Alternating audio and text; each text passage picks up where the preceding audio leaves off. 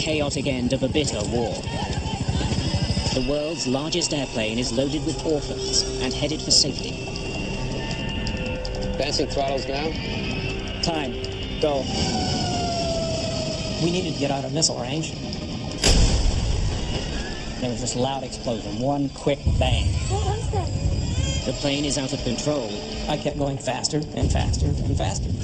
And headed for the ground.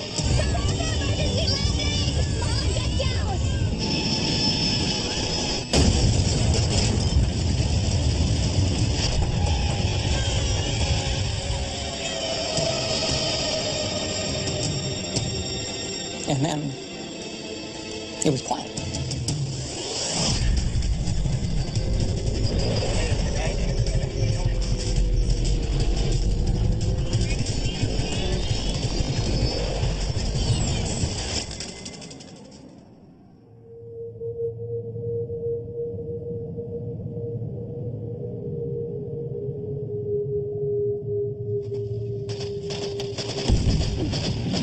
South Vietnam, April 1975. After more than 10 years of fighting, the United States is on the verge of defeat. The end of the war is fast approaching. The enemy is closing in on the capital.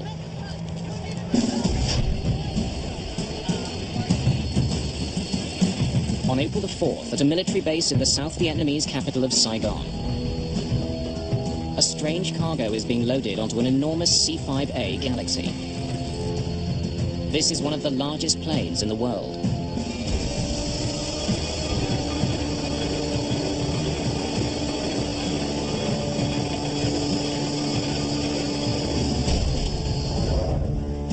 The C-5A is primarily a cargo plane.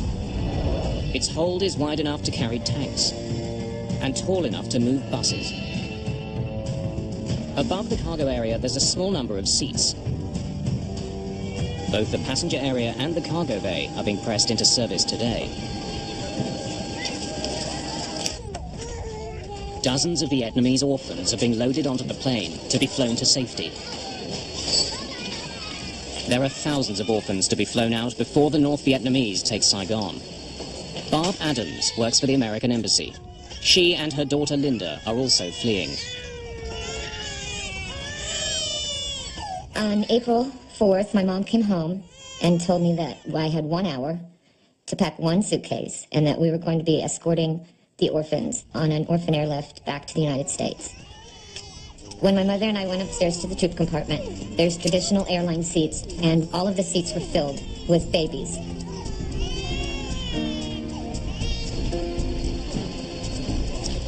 Sergeant Ray Snediger is in charge of loading the plane's massive cargo bay. Make sure it's secure. We got people down here. It was hard to control the situation.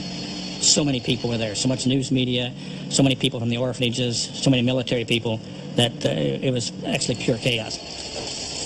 Just the day before, American President Gerald Ford announced the start of this desperate mission of mercy, a remarkable effort called Operation Babylift. I have directed that C-5A aircraft and other aircraft especially equipped to care for these orphans during the flight be sent to Saigon. I expect these flights to begin within the next 36 to 48 hours. Arnold Isaacs was covering the end of the war for the Baltimore Sun. We had transport aircraft flying into Saigon every day, unloading military supplies and going back empty. And so it was decided that they could carry out the orphans on those returning flights. There were a lot of cameras and reporters out there covering the loading and the departure of the plane.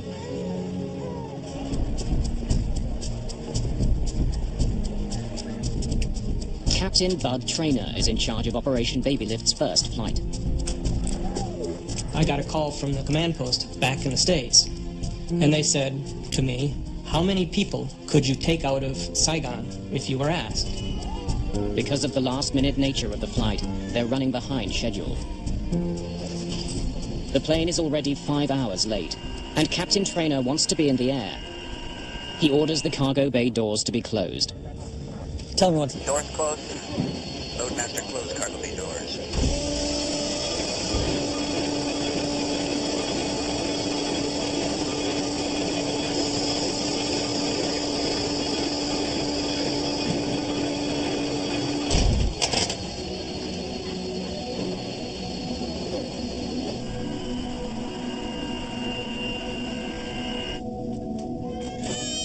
The youngest of the 145 children have been crammed into the upper passenger section of the jet.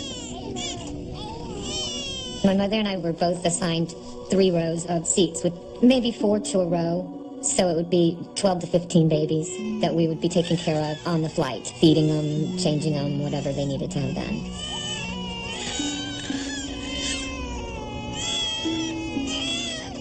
Ina? Have a good flight, Ina.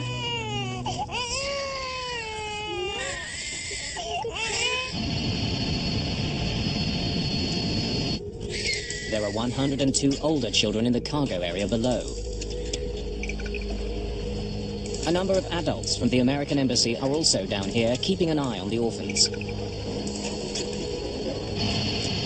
Getting out of Vietnam starts by leaving the safety of the US base. Advancing throttles now. 15. 20. Time, go.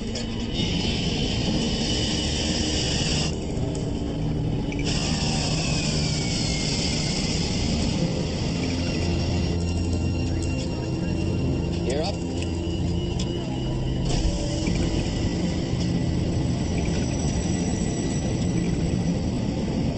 I remembered that we had to take off at a pretty steep angle. And we didn't have seats, so we were to kneel on the floor between the seats during takeoff. The cargo plane is heading for Clark Air Force Base in the Philippines. It's a 2.5-hour flight. From there, the orphans will be sent to adoption agencies in North America and Australia. We needed to take off from Saigon and make a very rapid ascent to get out of missile range. Cargo planes are easy targets. They're slow-moving and large. The possibility of an attack is very real. Just 5 days before, North Vietnamese troops captured the South's second largest city, Da Nang. South Vietnamese forces are retreating towards Saigon. In the capital, the situation is chaotic. Thousands of South Vietnamese civilians are desperate to leave. Every day another province was lost, especially after Da Nang fell. The population of Saigon, I think, began to fall into a sort of a paralyzed, petrified terror. Never, not for one moment that I remember, did you have a feeling of anyone rallying to defend the country.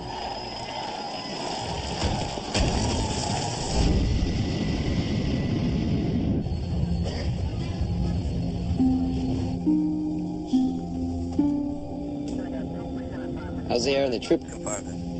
It's all right. The baby's still squalling, or...? They quieted down with all the noise. Most are asleep. Just as well.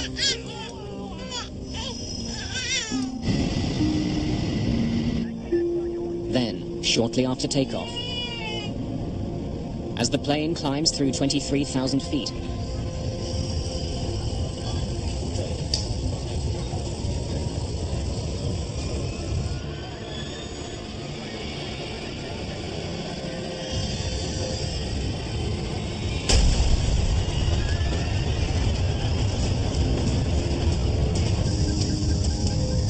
decompression occurred, the plane filled with this mist, and so until it dissipates, you cannot see.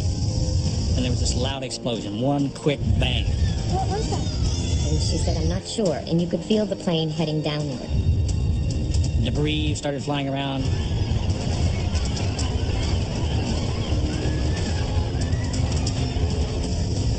it's a classic decompression. Somewhere there's a massive hole in the plane's fuselage. The air inside the jet is rushing out. At 23,000 feet, there's barely enough oxygen to breathe. So I looked over at the co-pilot, and he was putting on his oxygen mask, and I thought, I'd better do that too. The oxygen masks have dropped automatically, but on such an overcrowded flight, there aren't enough to go round. The ones that are available weren't designed to reach babies.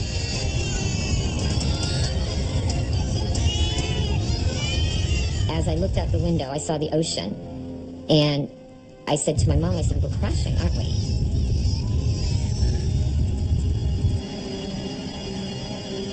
At the back of the passenger compartment, Lieutenant Marshal Wirtz checks in with the crew. From there, she can usually see down to the cargo bay below her. Pilot, this is Worth. I'm at the top grade of the crew compartment. I can see the China Sea at the rear of the plane. What? The cargo door is gone.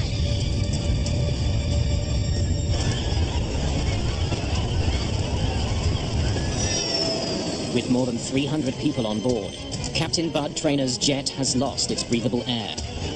Somehow his massive aircraft has been badly damaged. And he's a long way from a safe place to land. The inaugural flight of Operation Babylift will not make it out of Vietnam. The next few minutes will determine if anyone even survives. Oxygen levels are dangerously low. Unlike the passenger compartment above, there are only a few portable masks for passengers in the cargo bay. My first priority after rapid decompression is to get the aircraft back down to a breathing altitude for all the passengers, which is 10,000 feet. We're taking it back to the airport. And so I turned 180 degrees, and now I'm heading back for Saigon. But before he gets back to Saigon, Sergeant Snedeker. Trainer needs to know how bad the situation is. The airplane is going down in a left bank at that particular point. I sense that we're going down. I go to the cockpit. Sir! See what's going on. And Captain Trainer tells me to go to the cargo compartment to see what's happening down there. When I was in my descent, I went to my maximum speed, which is what you're supposed to do, to get to 10,000 feet. I got to my maximum speed, and I pulled back on the yoke, and nothing happened. I kept going faster and faster and faster. Trainer's plane is diving to the ground, and he can't get it to pull up. At the back of the plane, Ray Snedeker descends into the center of the storm. When I came down, I noticed there was a lot of chaos in the cargo compartment. Obviously, people were frightened, so I'm actually crawling and stepping over people that are combat loaded on the floor. And I saw this huge gaping hole in the back of the airplane. All daylight back there. And then Snedeker spots what could be an even more serious problem. Hydraulic fluid is pumping out. Control cables are dangling in the breeze, flopping back and forth. And it just reminded me of looking at some spaghetti. That was the first thought in my mind. The flight engineer also notices that the plane is losing its hydraulic fluid fast. Pilot, we've lost number one hydraulic system.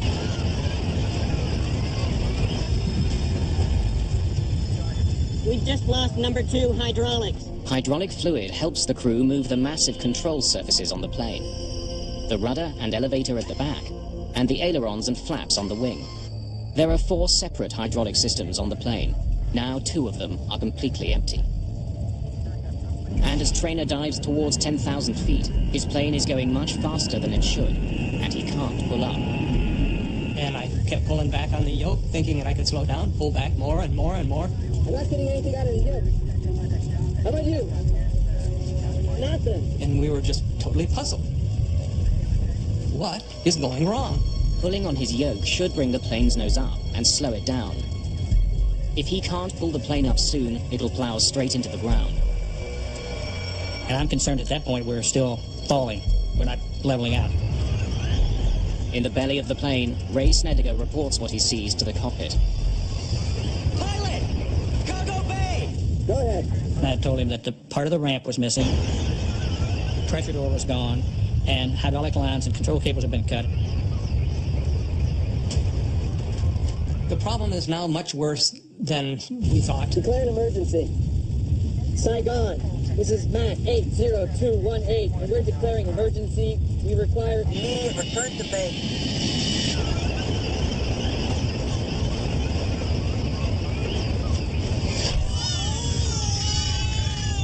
Unlike commercial airlines, there was nobody that came onto the PA system and announced what was happening. So I just kind of focused on the children. After struggling with his crippled jet, Trainer's efforts finally seem to pay off. And now the airplane levels itself off, and we're saying, wow, thank goodness that we're finally making it out of this. As quickly as it leveled off, the plane begins to climb again. The nose of the jet begins pulling up into the sky. And so I relax the yoke, and what happens? Nothing. I'm still going straight up now. Unless Trainer can gain some speed, his plane will soon stall and tumble from the sky. And it got higher and higher, and pretty soon I'm going almost straight up. In desperation, he dips one wing, forcing the nose down. I'm now in a very, very steep dive, and there's nothing I can do, seemingly, to bring the nose up. And so, counterintuitive, I added power.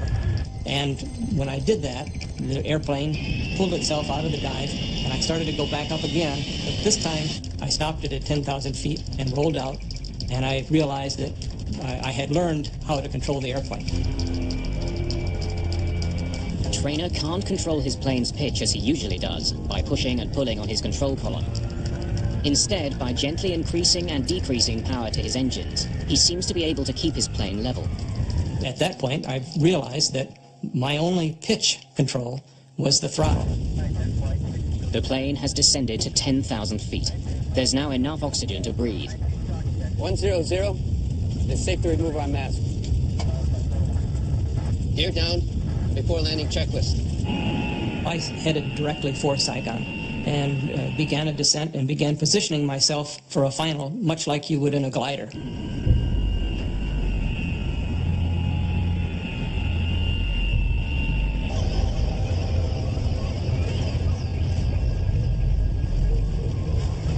Don't worry. They're taking care of it up in the cockpit. We're gonna be down soon. I'm trying to provide comfort to these passengers. At the same time, I know we're in serious trouble because the airplane is still going down. Captain Trainer has coaxed his injured jet down to just over 4,000 feet. 11 kilometers from the airport, he turns his jet to line up with the runway when his plane surprises him again. In the final turn to the runway, when I banked the airplane, the nose dropped and I couldn't continue my turn. I had to level the wings so that I had enough lift that the nose didn't keep descending. Captain Trainer had to stop turning before he could line up with the runway. He's now losing altitude fast, and his prospects are becoming increasingly grim. While we were working in the cargo compartment, the loadmaster came to me and said, we need to get upstairs because we're going to crash land. When I get to the top of the ladder, I've changed my mind and think I need to be in the cargo compartment when this airplane does get on the runway so I can help evacuate down there. As I try to leave, the flight engineer grabs me by my left elbow, throws me into a seat, and about the time I hit the seat, I can hear the ground screaming. It's a loud scream. It's coming closer. Prepare for an imminent crash landing. Get down on the floor! Prepare for emergency landing! Mom, get down! When we started to go down, my mother and I were focusing on what should we be doing to brace for impact. We had a big open field in front of us. When I got within about 200 feet of the ground, I said, "We're going in." The plane is hurtling towards the ground at almost 500 kilometers per hour. I reach down, grab my seatbelt, and when the seatbelt snaps,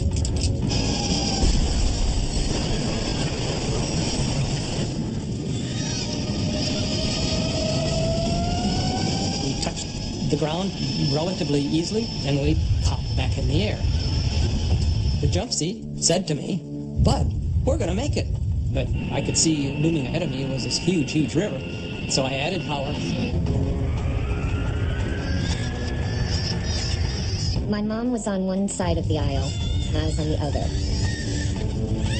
And she says, come over here and sit with me. And even with full power at that point, I was still continuing to sink.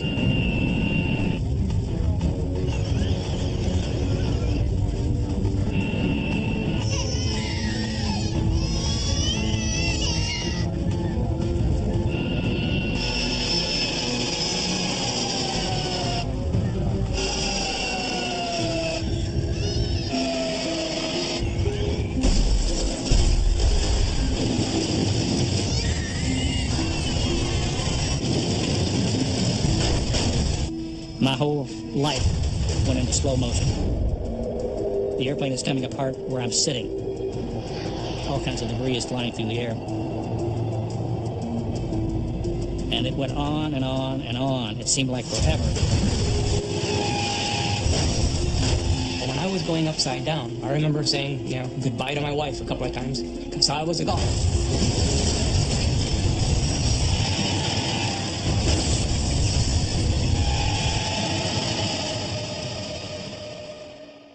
And then it was quiet.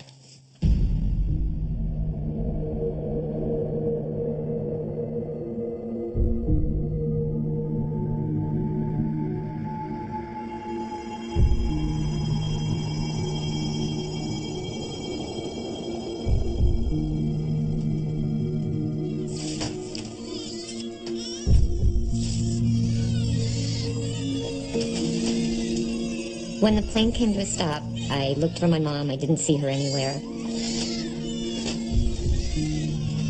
At that point, it was all a little bit surreal that I didn't even really know what had just happened. All I knew was that we needed to get the babies out of there.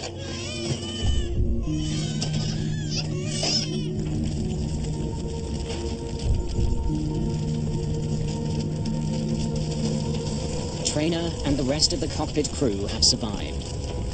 And I stepped out of the window.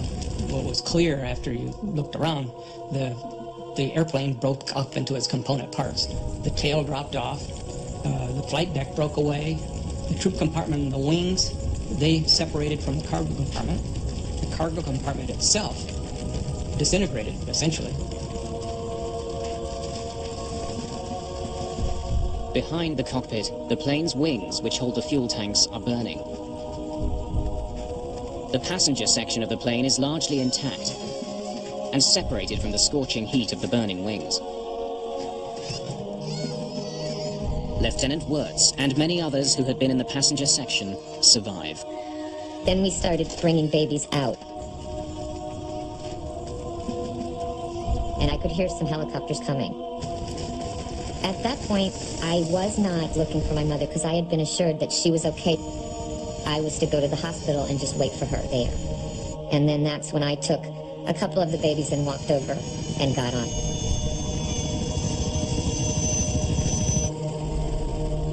A day that began with the promise of hope has ended in disaster.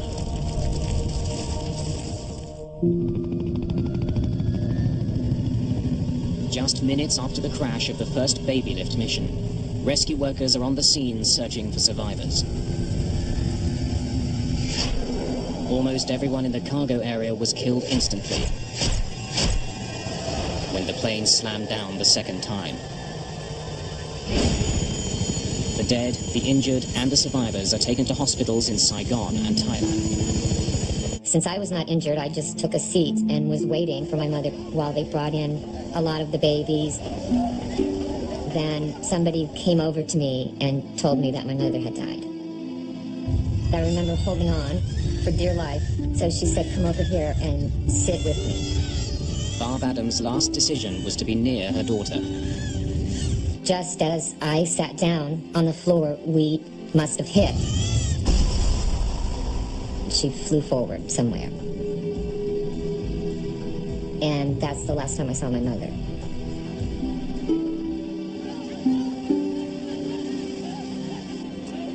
"175 people survived the crash of the Air Force jet. But more than 150 have been killed. More than half of them were children.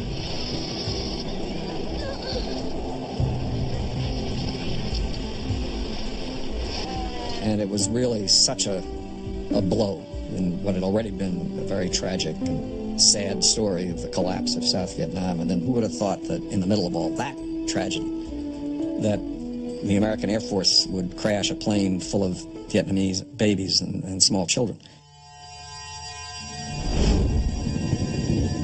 The investigation begins immediately. The next day, along with the investigators, Captain Bud Trainer returns to the smoldering wreckage of his plane on a special mission of his own. I had to leave a couple of crew members out at the aircraft, and so I went back the next morning. The bodies of 2 dead crewmen are still pinned down by the wreckage. So we took a lot of tie-down chains and put them together and did the old heave-ho with a whole lot of people to move the flap of wreckage that was pinning the 2 crew members. And we got them out of there. It's always important to finish the job, and we did. But then I had a very naive approach to what was going to happen next. I kind of envisioned the guys in the silver helmets and put out the white rope. This is going to be a secure site. And that was when I got the shock that, hey, there are no guards out here. There's a Vietnamese soldier going through my suitcase wearing my fight jacket.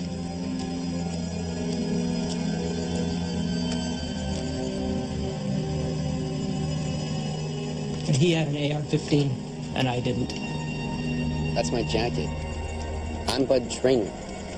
And we established that my coat had the same name on it. It's mine.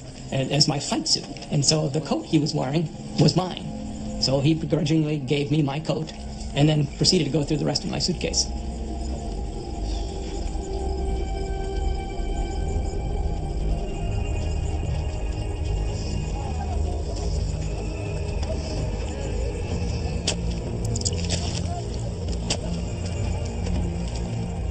It's not only Trainer's jacket. Looters are picking the plane clean.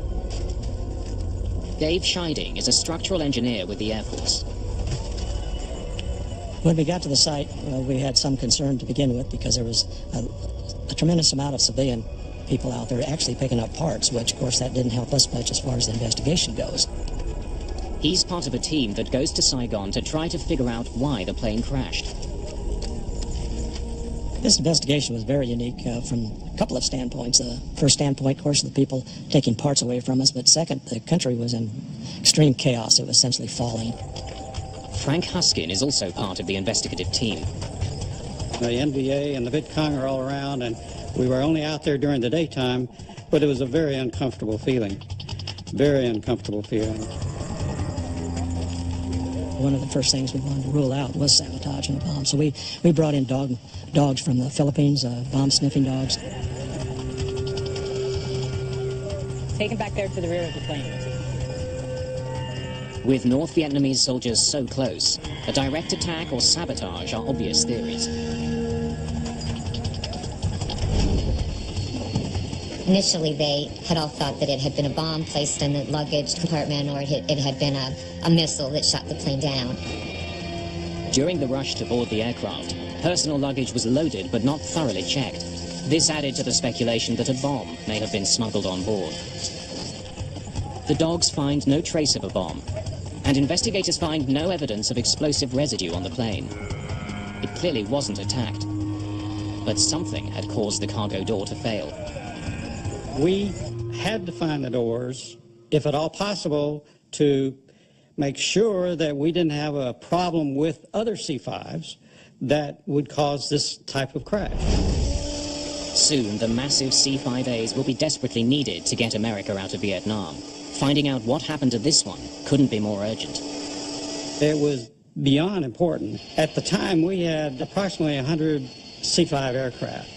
We grounded the C-5s until such time that we could figure out, one, what the problem was, and two, what were we going to do to prevent it from happening again. Hey, guys! As they examine the wreckage, investigators also try to find out why the crew had such difficulty controlling the plane. Look how this is sheared off. The cables that Ray Snediger saw leaking hydraulic fluid were the ones that controlled the plane's elevator. Since the elevator controls pitch, Captain Trainer had no way of guiding his plane up and down. Cargo bay! Declaring emergency. Saigon. Emergency. Return to base. When there's no control of the elevator, which allows for up and down pitch, an airplane will set up an oscillation up and down. His oscillation started, his nose was going down, and then it picked up speed, and then it started pitching up. A falling plane's aerodynamic properties will force it to follow a predictable pattern. As lift increases, the nose naturally tilts upwards. Without the elevators to counteract the motion, it will continue until the plane moves so slowly that it stalls, falling back to the ground. It explains the strange motion of the giant C-5A. By adjusting the thrust to his engines, Traynor was able to keep the jet from rising and falling. Investigators believe the cables were sheared off when the cargo door exploded from the plane.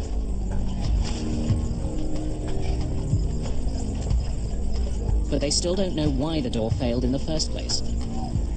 Then we made the determination we were going to have to try and find the doors. But the doors are somewhere at the bottom of the South China Sea. Our next problem was trying to figure out the ballistics of those doors. Nobody had ever even thought of figuring out ballistics of two doors flying through the air from 23,000 feet. Relying on the airspeed and the altitude at the moment of decompression, investigators learned the plane was 46 kilometers from the coast of Vietnam. When the doors went out, the airplane was moving across the water at about 600 feet per second. Therefore, we had to come down with a pretty good estimate for the Navy to even know where to look. Ships from the US 7th Fleet crisscrossed the South China Sea looking for the rear door. For the first several days, they can't find anything. The South China Sea has swallowed the evidence.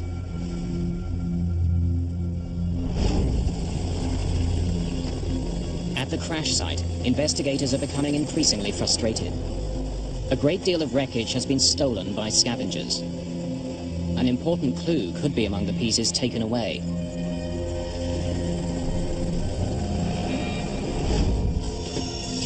To retrieve these parts, the Air Force offers to buy them back. The strategy was to provide leaflets throughout the city of Saigon and the surrounding area. We want every piece of material from the aircraft back, and we will also pay you if you will turn this in to us. 11 days after the crash, flyers are delivered to local officials and distributed throughout the city. Investigators do eventually recover the camera that was used by a film crew on board the plane. They hope it could show them exactly what happened. But the film inside the camera has already been removed. Another piece of the wreck turned in during the buyback program is just what they're looking for. We were trying to get the black boxes back because that's the thing we really wanted. All C-5As are fitted with a computer system that records vital information about the plane's operation. It records engine settings, airspeed, altitude, and hundreds of other parameters onto a magnetic tape. The system is called Mayday, Malfunction Detection Analysis and Recording System. It wasn't found at the crash site. The Mayday is eventually returned for a reward, but it proves to be a disappointment. It didn't identify the reason for the doors and the ramps failing, but it did provide us a sequence of events in a lot of areas, including altitude, airspeed, the performance of the aircraft itself during that time frame.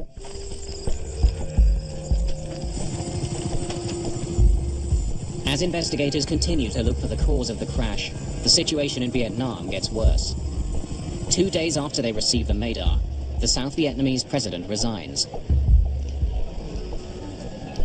On April the 23rd, 100,000 North Vietnamese troops approach Saigon. The noose around the city is tightening quickly. While we were out in the rice paddy, you could see burning hamlets and villages, and in the distance they were on fire. You could hear the explosions and so forth, mortars. While the situation in Vietnam continues to unravel, the US Navy finally has some success at sea. On April the 26th, they find the cargo ramp and part of the pressure door of Traynor's plane. If investigators don't find the answers here, they may not find them anywhere. They're running out of time, and they're running out of leads. When the ramp is examined, investigators make a disturbing discovery. On that ramp, 2 of the stirrups were in great condition. They were perfect. They had not failed, so obviously it told us that at least 2 of the locks had just unlocked themselves. The C-5A has 14 locks holding the rear cargo door shut, 7 on each side. The door recovered from the sea tells investigators that for some reason, 3 of the locks designed to hold it shut had either unlocked in flight or had never locked at all. This flight was actually like a ticking bomb. When they closed the ramps, all those locks would look like they were in a locked position. When it took off, the fuse was lit. And as the aircraft climbed out, the fuse kept burning. As the plane climbed away from Saigon, the pressure outside the jet dropped. The air inside pushed with increasing force against the cargo door. Then, as the plane passed through 23,000 feet, with 3 latches unlocked, the pressure on the door was too much.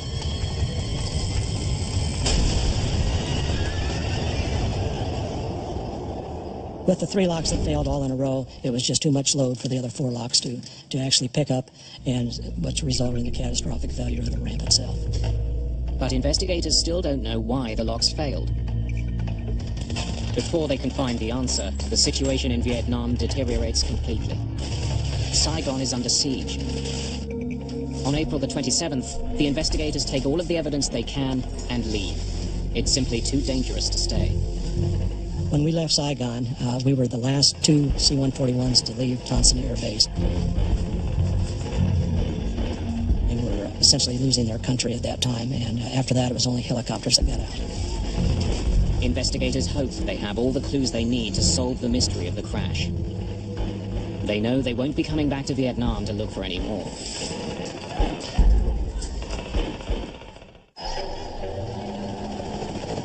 April the 30th, 1975. The war in Vietnam ends. From the rooftop of the American embassy, the last remaining Americans in Vietnam are flown to safety.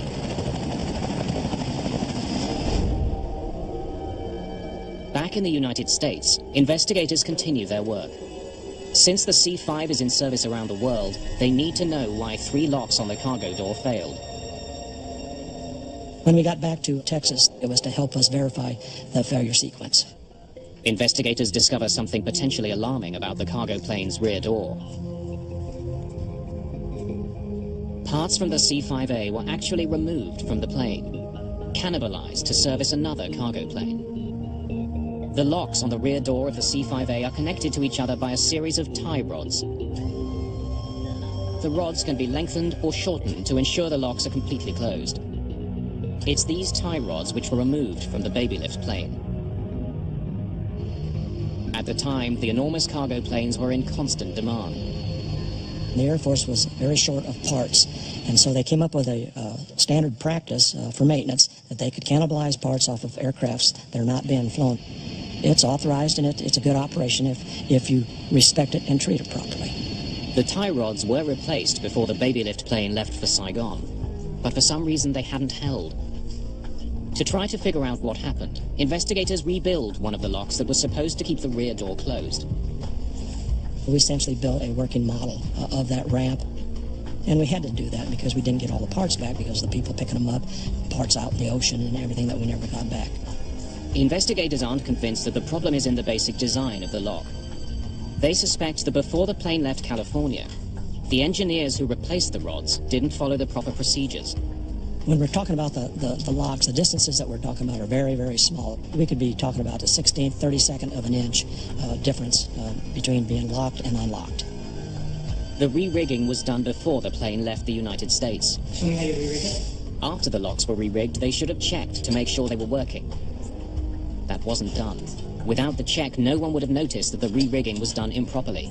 I would say that this accident actually started back at Travis Air Force Base in California.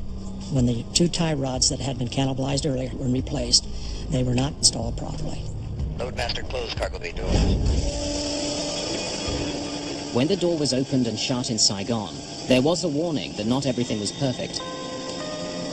We had some difficulty getting it to lock, so we had to open and close it 3-4 times.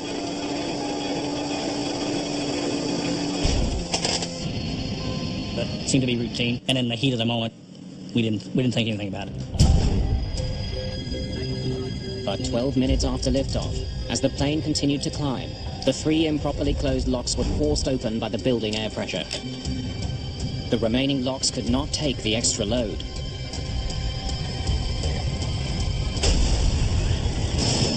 The cargo door burst open and was torn off the fuselage. You just can't take shortcuts. And if it's pulled a couple of rods out, run out and put them back in, that's not going to hack it. The investigators have found their answers, and in their final report make specific recommendations that will make the C-5A safer. As a result, the Air Force designs a pin that slips through each lock. If the door isn't properly shut, the pins can't slide into place. We essentially Murphy-proofed it by putting steel pins in there so that when the lock is in the over-center position, if you can insert these safety pins, then you know that the system is properly rigged.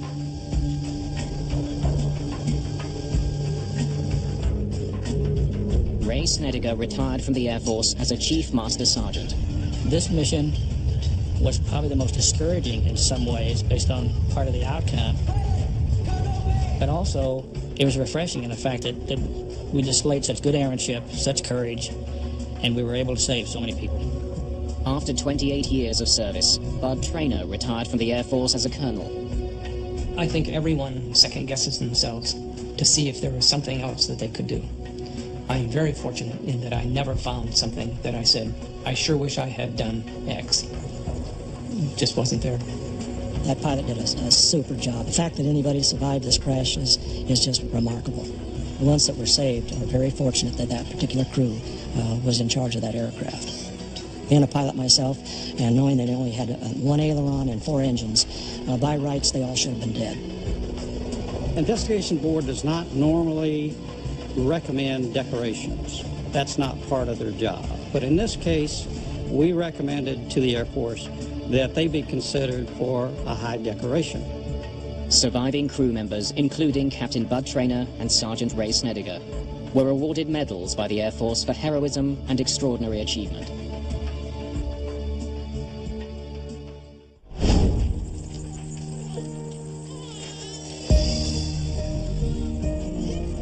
One of the orphans that survived was baby Ina. Ina? Today, she's known as Kelly Jackson Brownlee. April 4th, 1975. It's definitely a pivotal point in my life where I left part of myself behind in Vietnam. When Operation Babylift resumed, Kelly, along with hundreds of other orphans, were flown to the United States. She was eventually adopted by a family near Seattle, Washington. There was a 25-year anniversary in April of 2000, and it brought together all of the adults that were adopted from Vietnam.